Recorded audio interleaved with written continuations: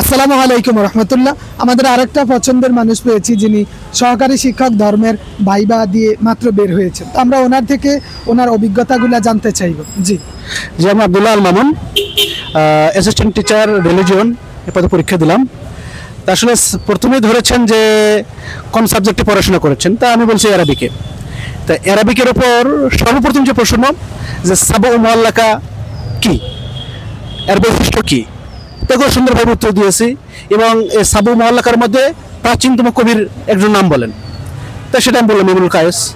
তারপরে বললাম যে হচ্ছে, তিনি আবার জিজ্ঞেস করলেন এই 7 জন কবির মধ্যে কোন একজন কবি ইসলাম ধর্ম গ্রহণ করেছেন, তার নাম কি? আমি বলেছিলাম লাবিদ ইবনে রাবিয়া, তা মানে নিয়েছেন।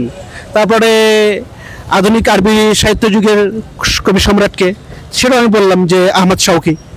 তারপরে হচ্ছে কোন কবি নোবেল পুরস্কার পান, ডক্টর নগিব মাহফুজ, নীল নদের কবিকে, হাফিজ ইব্রাহিম। এই ধরনের প্রশ্নগুলো ধরেছেন। এবং আরেকটি প্রশ্ন ধরেছেন যে হচ্ছে যে এই 7 জন মানে সাবউ মুআল্লাকার যে কবিদেরকে যে পুরস্কার করা হতো, সে পুরস্কারগুলো কি কি বলেন। তারপরে হচ্ছে সাবউ মুআল্লাকার কবিদের মধ্যে প্রাচীনতম কবিদের একজন নাম বলেন, ইমরুল কায়েস। তার একটা কবিতার একটা ছন্দ বলেন। আমি বলছি ইফা নাবাকা মিন যিকরিন ওয়া হাবিবিন বিফিকতিল লাওয়া বাইনাদ দাখুল ফাহামুল, অর্থটা বলেন।